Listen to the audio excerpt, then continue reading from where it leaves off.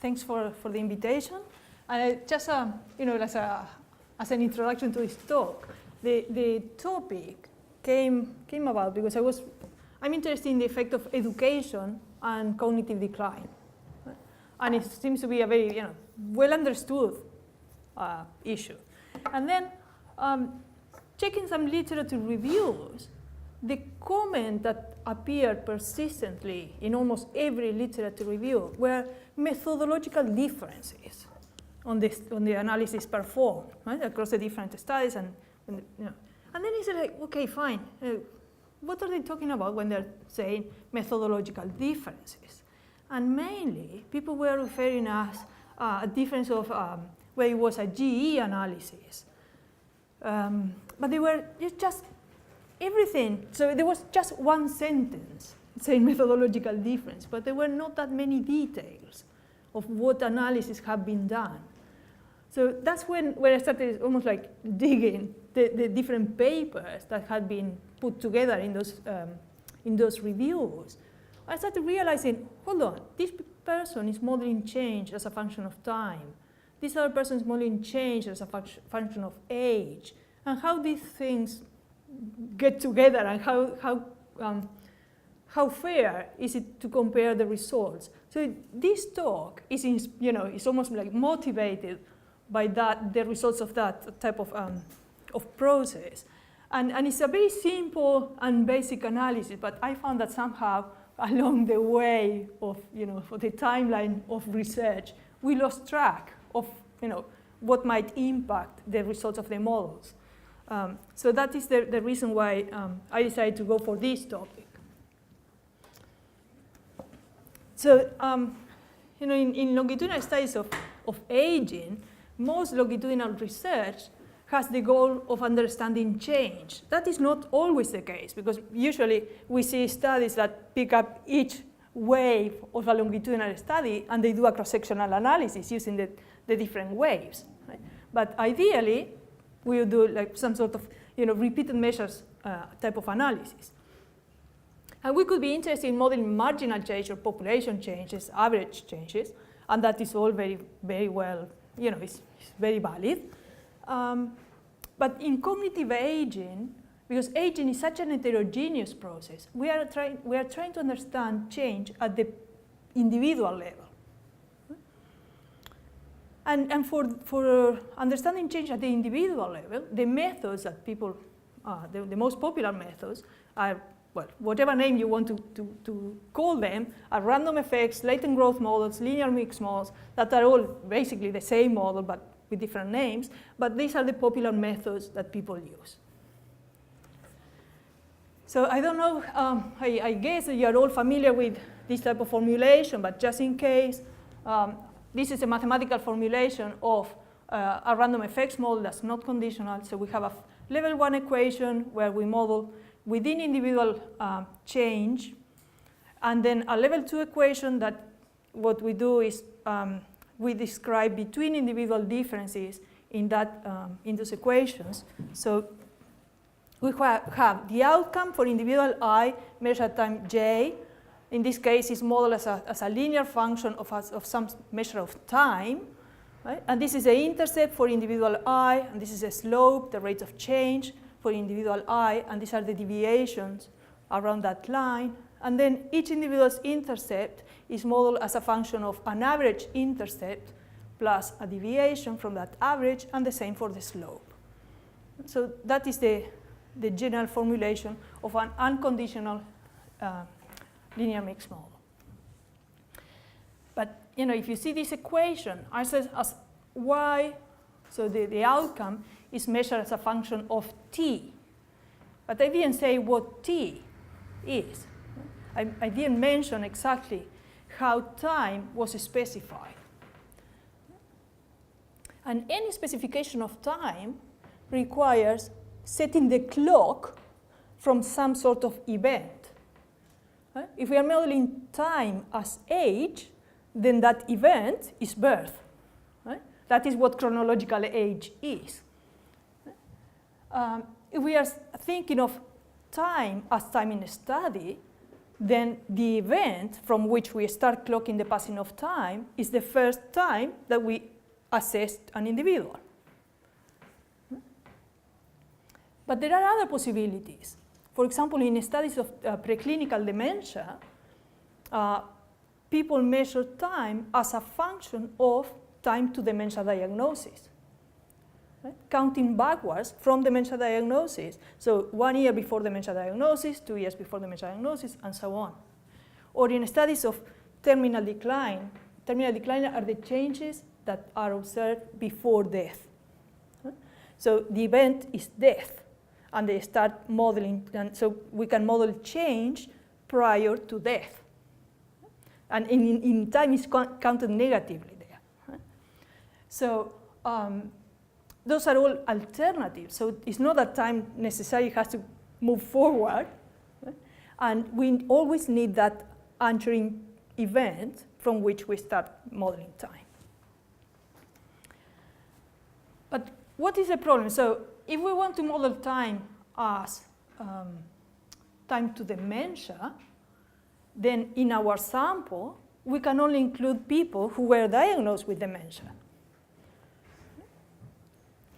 If we want to model time to death, right, then we can only analyze a sample of individuals who have died. Right? And that restricts our analysis. So if we want to model time, model the passing of time, the change in a process in any sample, not only in cases, then the way to go would be to decide whether we want to model time as time in a study or as age.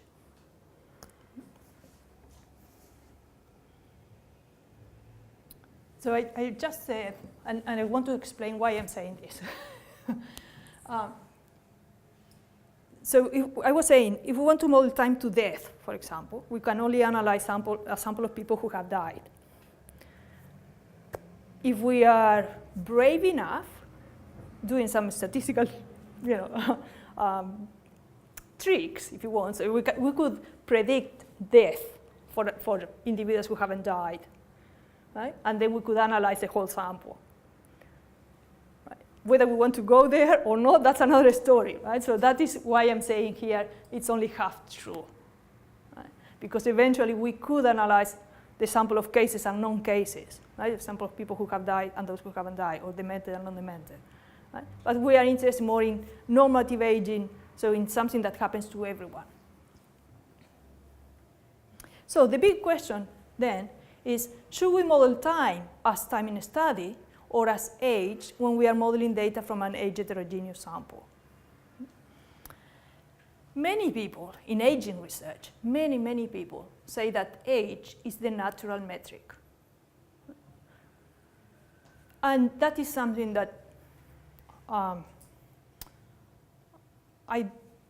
may agree, but I have my reservations. So, and this is what I want to talk about today. So if we look at, if we think of the passing of time within a person, time passes regardless of whether I measure it as a function of age or time. So within an individual, time is just time. Right? It doesn't really matter how I measure it. But when I put all the individuals together and I want to make inferences about average changes and deviations from that average change, how I measure time impacts on the fixed effects of our model. Yeah. And that is what I like to talk about. So I'm going to focus, there are many issues, but the three ones that I find more relevant are how to separate cross-sectional from longitudinal age information in age heterogeneous samples,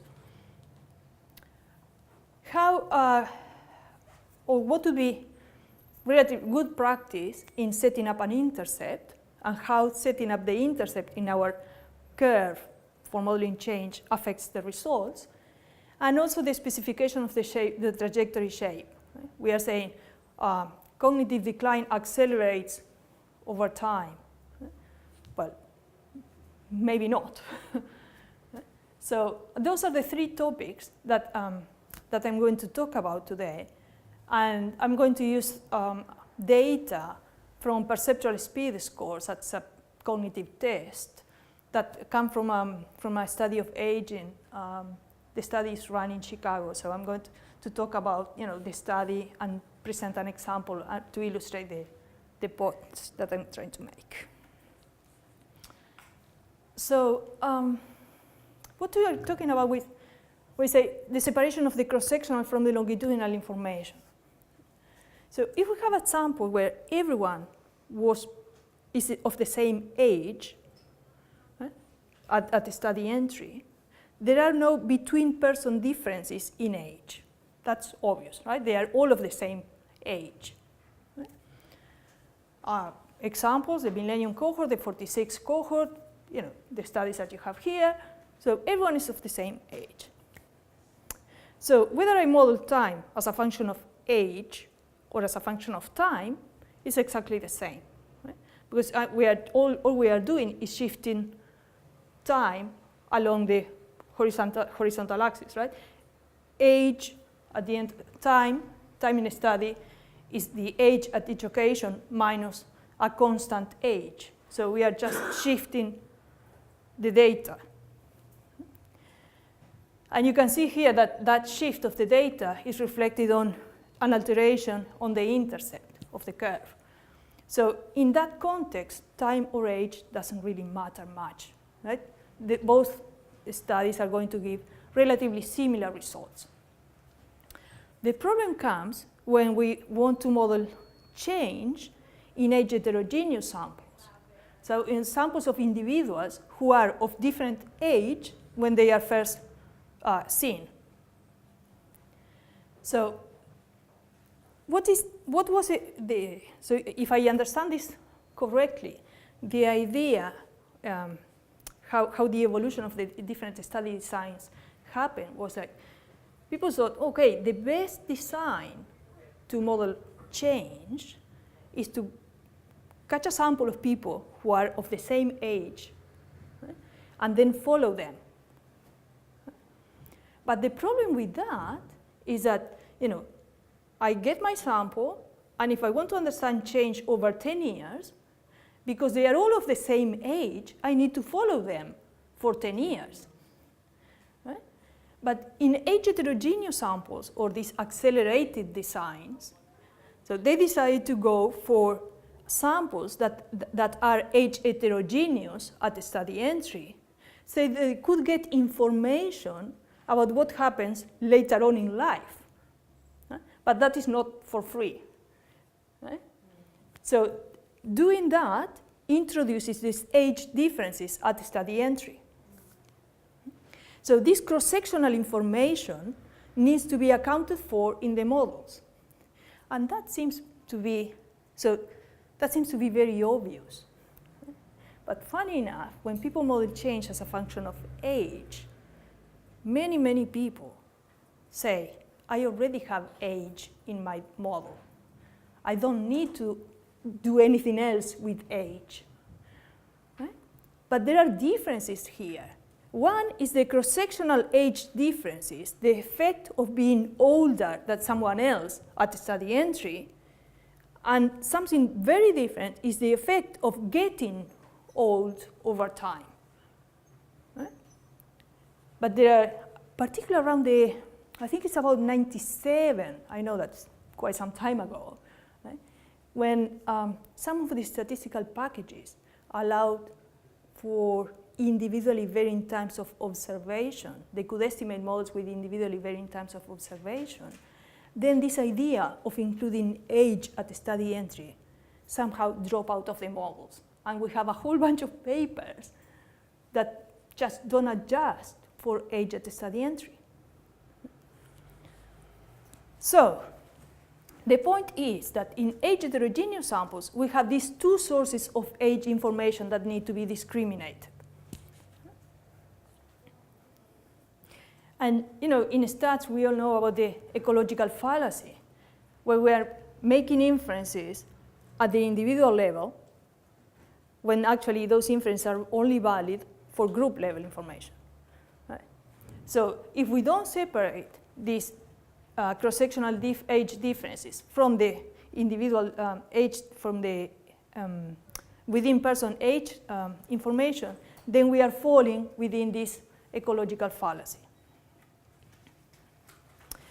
And there's some, there have been simulation studies where we say, like for example here is Lewinsky, Hoffman, and Hofer run a simulation study showing how when we omit age at the study entry from longitudinal studies, and we run the model based on age, the estimates are confounded. So they are a compound of between and within person age information. And the suggestion that they make is, adjust the intercept and the slope for age at the study entry, even when you are modeling change as a function of age. And this seems, again, I keep repeating this because it's almost shocking to see how it doesn't happen, right? How there's still papers being published where this is not common practice. But also, by adjusting the models for age at study entry, you get some handle at the healthy participant effect. Right? So you gain information about a selection that happens. Someone who enters the study at an older age is expected or is likely to be different from someone who enters the study at a younger age, who still needs to get to that older age during the study. So it's very informative to have this extra cross-sectional aged term in the models. And even, this point here has to do with the fact that, even if we are thinking of an age homogeneous cohort, the moment we start clocking time differently, the same argument should be applied. Right? Because if I have, for example, in the 1946 cohort, that everyone is of the same age, right? And I wanted to study, time to menopause in women. Menopause will happen at different ages. So if I'm modeling time to menopause, then that age homogeneity at the study entry is distorted. So even when the original sample was age homogeneous, by rearranging time, I destroy that homogeneity. So somehow, in the different models, we have to adjust for the relevant variables that apply to the time metric that I am using. In terminal decline, for example, Dorina has been doing really great work where she's doing time to death, and the variable that should be included in the models is distance to death at the study entry, right? Because that tells me how different people are according to how far they were from death when they joined the study.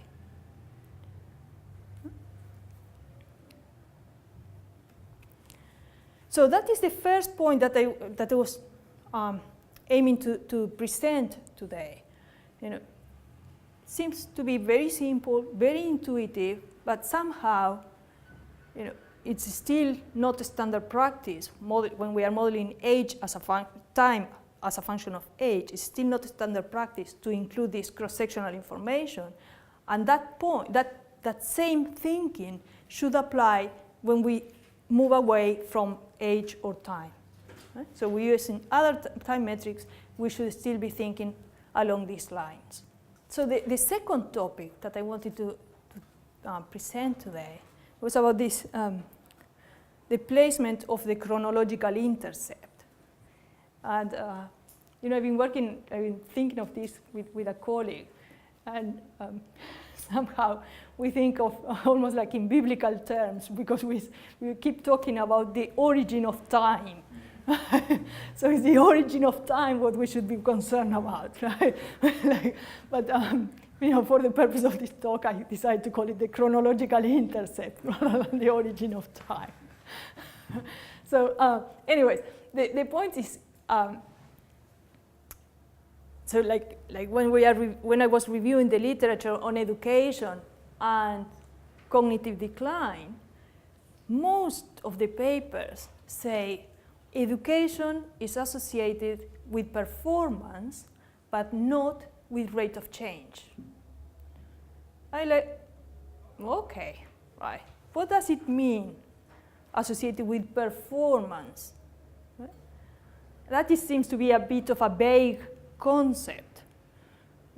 And I'm going to show why I think it's too vague a concept as to go around claiming that's the case. So in these models, we tend to use parametric models, right, in random effects. I mean, obviously, we could go non-parametric at the cost of some sort of interpretation.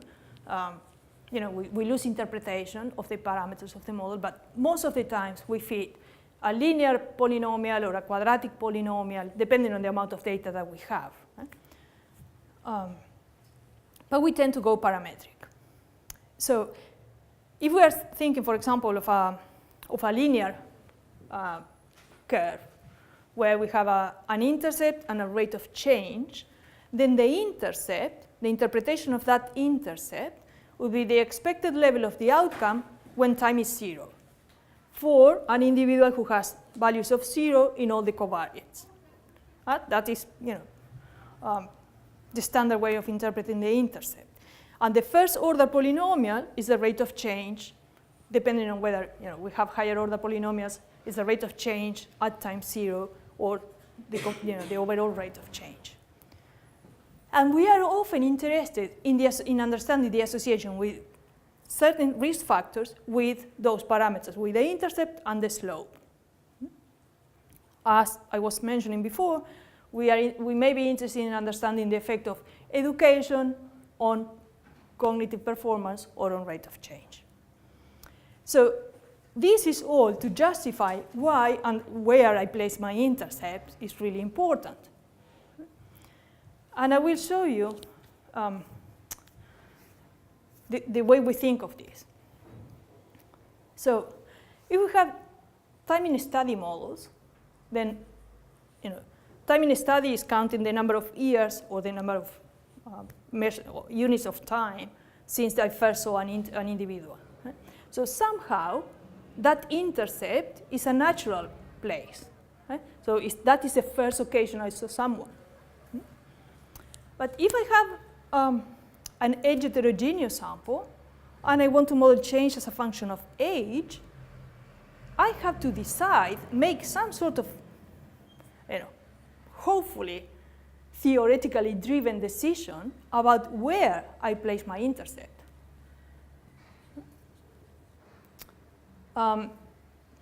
Most of the times,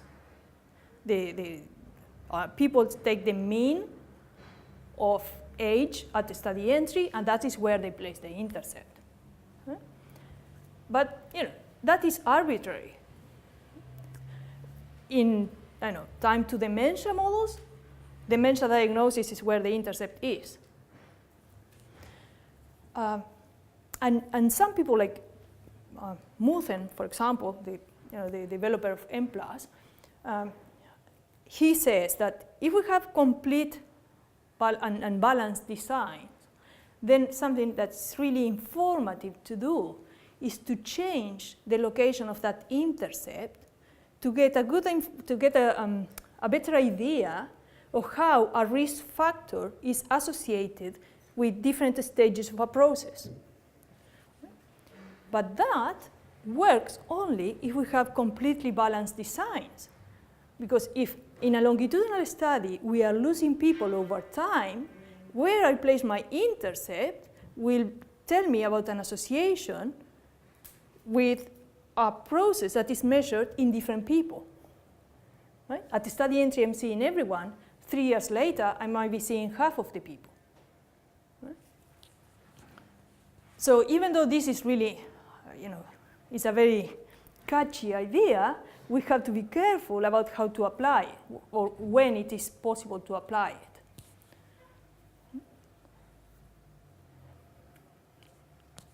So just as an illustration of what I was talking about, say that we have this example is the memory and aging project This is a study run in Chicago by the Rush. The Rush group is like really big group of people doing research in cognitive aging, and they run 3 studies of aging. And they collect all sorts of information about these people.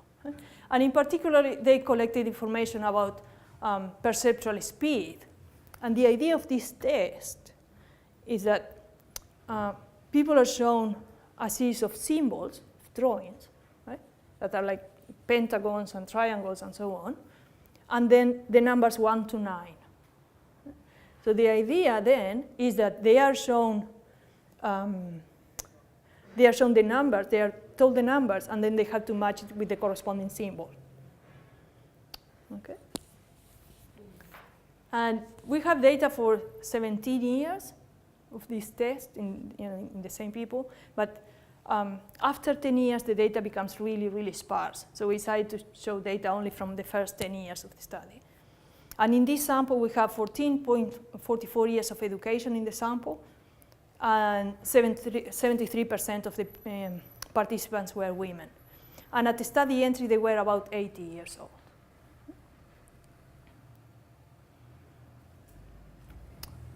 So these are, the follow-up occasions are 0 to 9. We have their exact times of observation, and we also have their age and the perceptual speed scores.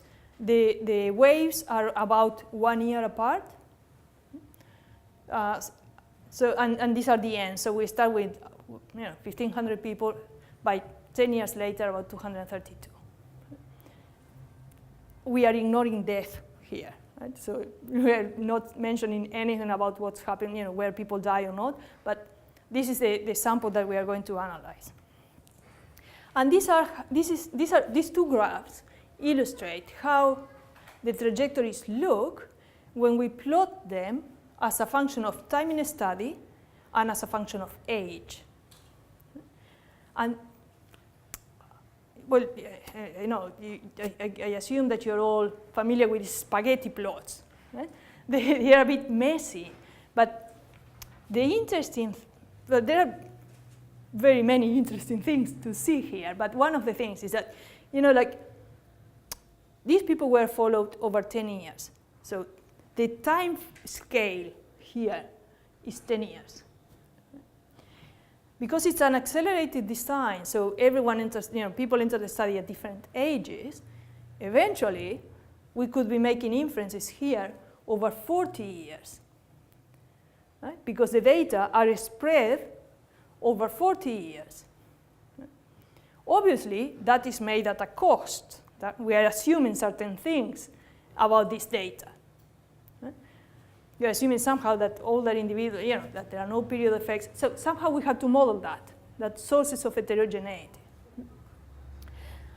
And what I was mentioning before about the placement of the intercept, somehow here in the time in study models, it seems like natural, it seems obvious that this is going to be the intercept. I should have very strong theoretical reasons for trying to understand, to place the intercept at the second occasion, 4 years later. Right? Whereas here, right, I have the youngest person is around 65 years old. So if I am somehow in a rush and I haven't thought much, I could decide to place my intercept at the age of 65, which doesn't sound like a good idea, right? We have very few people here. Yeah? But for some other reason, the average age at the study entry was about 80. So that would mean placing the intercept here. Right? Or for some other reason, maybe you wanted to go for an intercept at the age of 95. And it seems like almost obvious to expect that the results are not going to be consistent depending on where I place my intercept. And these are the graphs, these other graphs are just a sample of the data because it's really messy, right? These are the actual samples, the complete data. And these thicker lines are the average of the observed scores at each time point. And you can see, time in study, it looks somehow neater. Right? It looks like more squarey, right? But not square, it's like a rectangle. But whereas when we plot the scores as a function of time in study, we had a bit of a more messy data. And we can also see how plotting the average of the scores and results in different type of shapes in these trajectories. Oops, I think I'm going there. Right, it's okay. So those graphs were there just to illustrate, to give you some feeling of how the data looked. So we decided to model these scores as a function of time and as a function of age. And partly to illustrate the previous points, we first ran an analysis where we didn't condition on age at study entry, as many people do. They omit the cross-sectional age differences. And then we also ran models where we adjusted for age at study entry. And the covariate age at study entry was entered at the value of 80, that's the average. And we ran all these models, and then we play around placing the intercept at different ages, just to illustrate the effect of bearing the intercept. So from the unconditional model, so these are the results of a time in study model, whereas we have a linear trajectory fitted to the data, an age-based model where an intercept is placed at the age of 80, and an age-based model where the intercept is placed at the age of 85. Right? So if I'm going back here, an intercept placed at 80, that was the average at study entry, and the intercept placed a little later. So, as we would expect, the values of the intercept was estimated at different values. That is almost natural to expect. So 36.69 in the time in study model. In the age-based models, these are unconditional. So 37.28 and 32.85 when I place the intercept at the age of 85. The slope is different. Obviously, in these two is the same, right? But the estimate of the slope as a function of time and as a function of age is different. And I should be very careful interpreting these results because I'm not considering age differences at study entry. So those simulation analyses run by Slewinski and Hoffman and Hofer tell me that these are estimates that are a combination of between and within person age effects, okay? So we had to be careful there. Clearly, we will have differences in the variances, in the residual variances about the intercept. And we will also have differences in the BICs, the indices of goodness of fit. So according to this, I should go for a time in study model. Well, I didn't believe these models anyways, they are unconditional, right? But, that would be, the things that I should be careful when I should be looking at when I'm talking about these models.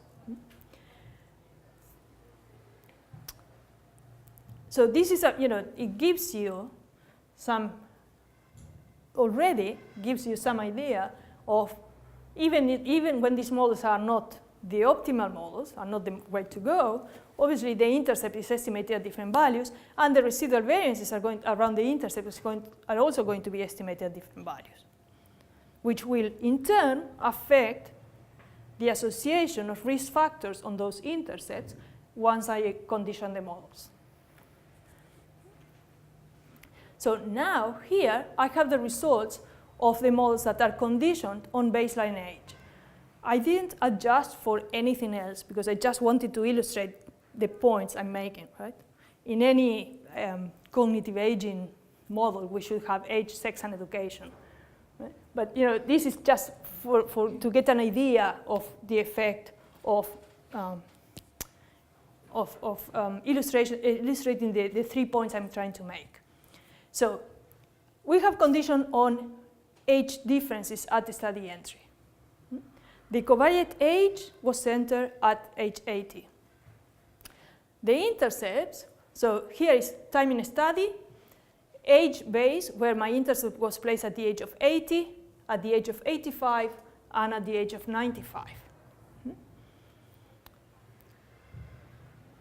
The intercepts, obviously, estimated at different values.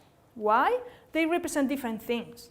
Right? We shouldn't lose track of the interpretation, which is, unfortunately, at least in the cognitive aging literature, that happens way too often. Right?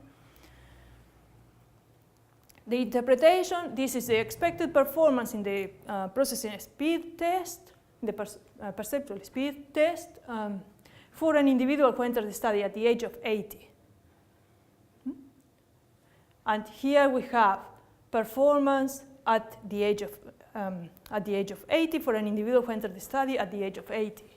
Performance at the age of 85 for an individual who enters the study at the age of 80, and so on. If we are in a hurry, right, and we want to evaluate the effect of baseline age, and we look at this table at, in a bit of a rush, we say, oh, how is this possible? Baseline age, negative, positive, positive, negative. Right? And this is what I was saying before. When we're assessing the literature, education is associated with performance in cognition, right? But not of rate of decline. Well, it depends on where I place my intercept. Education will be associated with performance at a certain age. Right? It seems like obvious, right? But unfortunately, in most of the papers we have,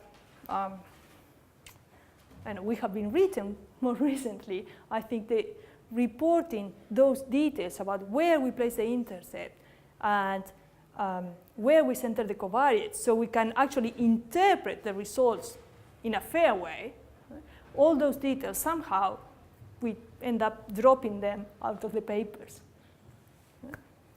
So, again, right, the placement of the intercept will affect the residual variance, and therefore, when I keep adjusting the model for extra covariates, the placement of the intercept will be will play a crucial role in whether I find some association or not. So, what are the lessons that we have learned here? Well, age and time in study models definitely produce different fixed effects. Within an individual, time is time. Fine, I take that. Right? But we should still be thinking about how our estimates change depending on the time metric that we are using to model change. If I adjust, or conditional and age-adjusted models will produce different results from unconditional models. So we always have to include cross-sectional differences in the models, adjust for cross-sectional differences, even when we are using age as a time metric. And we have also seen how the intercepts, when they are placed at different ages, they change the estimate of level. They will, depending on the type of model that we are fitting, will also affect the estimation of the first slope, the first order term in a polynomial, and will also change the residual variances about that intercept. So the message here is that we really need to declare where that intercept was placed, and we have to be specific in our reports, because that's the only way that then we can assess whether some results are comparable or not. And this is very, very brief. That we've seen here in the graphs how there's some sort of indication of a faster change here compared to here, right? It seems to be pretty stable average trajectory, and this seems to be going down at a faster rate.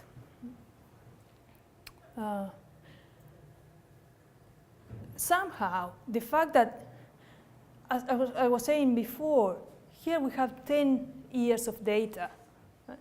Here we have 40 years of data. Right? So depending on the amount of data that we have per person, we are more likely to fall into the ecological fallacy if we are modeling time as a function of age than time as a function of time study. Because we will have more data here, it will be spread more thinly along the age axis. So we may be seeing some curvature that is induced by the older people in the study. Right? So that, we have to be thinking carefully about the trajectory shape that we model and the amount of data we have per individual when modeling that trajectory shape. And the extreme case is that, I don't know how to say this in English. In Spanish, we say, se dice el pecado, pero no el pecador. So it's something like, you tell the sin, but not the sinner. So this is a graph that I find very informative. And in this study, that was a test-retest paper. So they only measure individuals twice. Right? So each person was only seen in 2 occasions. With 2 occasions, I don't think any of us would dare to do anything that is not just a straight line. Right? Well, this is the curve, the average curve that was fitted. Right? Clearly non-linear. Well, I understand your point, but the point I'm trying to make here is you can only do something like this if you are strongly relying on between-person information, not on the information that comes within each person. Right? It may be valid. Strong assumptions. But you have to make strong assumptions. And importantly, you have to be specific about the assumptions that you're making. Right? So, and this, if instead of plotting the data as a function of age at the testing, the data had been plotted as a function of time in study, they would be just this bunch of short segments, all aligned towards the intercept, towards the first occasion, right? So in that case, it seems obvious that you couldn't even do a linear, a linear trajectory, right? You have to be even careful with a random effects model in that context. So, just to conclude, all this, so we are trying to understand change at the individual level. Right? And that is why I keep thinking of what type of data do we have for each person, rather than between individual information. I want my inferences to be strongly based on individual level information. In time and study models, age heterogeneous sample, most people will say, oh, I have to adjust for cohort effects. I have to adjust for age at study entry. When I go to age as a time metric, many times age at study entry disappears from the model. As I said before, many people say age is already in my models. Well, it's the age effect of getting older, not of being older than other people. So I think I should start being more careful about what I report in the papers. We have to be specific about where the intercept is placed and how we center the covariates to interpret the results of our models in a fair way. the conclusions that we may end up making about the shape of the change may be severely affected by the time metric we use. So maybe we are seeing curvature, but that curvature is induced by between-person age difference rather than within-person information. So my conclusion is that time and age are generally not exchangeable as metrics of time. So I prefer to use time, but that is my personal approach to these models. But if, fine with age, as long as you do it the right way. So that's it. I'd like to thank Andrea Piccinin, is a colleague from Victoria with whom I work very closely. My colleagues in the IALSA network, there's a network of over 80 longitudinal studies of aging. David Bennett, who is the PI of the RUSH data, and some references there if you want to have a look at them. So thank you.